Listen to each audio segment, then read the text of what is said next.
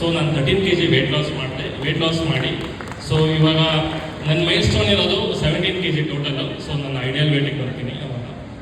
So thanks for coach, community, ಆಮೇಲೆ products. Main ಇನ್ನೊಂದು ಏನು ಅಂತಂದರೆ ನಾಲ್ಕಲ್ಲಿ ನಾನು ಮುಗಿಸ್ಬಿಡ್ತೀನಿ. ಒಂದು ಟಿಪ್ಸ್ ಆ್ಯಂಡ್ ಟ್ರಿಕ್ಸ್ ಇದೆ ಇದಕ್ಕೋಸ್ಕರ. ಇಲ್ಲಿ ನಂತರನೇ ಎಲ್ಲರೂ ಬಂದ್ಬಿಟ್ಟು ವೆಯ್ಟ್ ಲಾಸ್ ಮಾಡ್ಕೋಬೇಕು. ಅದಕ್ಕೊಂದು ಟ್ರಿಪ್ಸ್ ಇದೆ. ಯಾರಾದ್ರೂ ಬುಕ್ ತಂದರೆ ಬರ್ಕೊಂಬಿಡಿ. ನಾಲ್ಕು ಏನು ಹೇಳ್ತೀನಿ.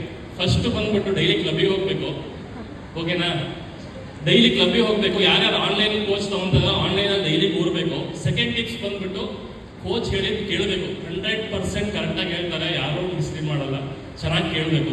ಥರ್ಡ್ ಬಂದ್ಬಿಟ್ಟು ಆರ್ಗನೈಸೇಷನ್ ಮೀಟಿಂಗ್ ಇರುತ್ತೆ, ಟ್ರೈನಿಂಗ್ ಇರುತ್ತೆ, ಅವನ್ನೆಲ್ಲದು 100% ಅಟೆಂಡ್ ಮಾಡಬೇಕು. ನೀವು ಗೊತ್ತಿದ್ರು ಅಟೆಂಡ್ ಮಾಡಿಸ್ಬೇಕು. ಲಾಸ್ಟ್ ಬಂದ್ಬಿಟ್ಟು ಟಿಪ್ಸ್ ಅಲ್ಲ, ಇದು ಟ್ರಿಕ್. ಏನು ಅಂದರೆ ಭಾಳ ಇಂಪಾರ್ಟೆಂಟ್, ವೆರಿ ವೆರಿ ಇಂಪಾರ್ಟೆಂಟ್. ಅದನ್ನು ರಿಪೀಟ್ ಮಾಡಬೇಕು, ಮತ್ತೆ ರಿಪೀಟ್ ಮಾಡಬೇಕು.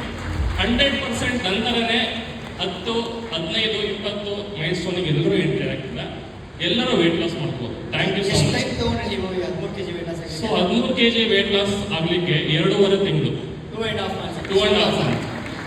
ಡಿಸಿಪ್ಲಿನ್ 100% ಎಲ್ಲರೂ ಆಗಿದೆ. Thank you so much.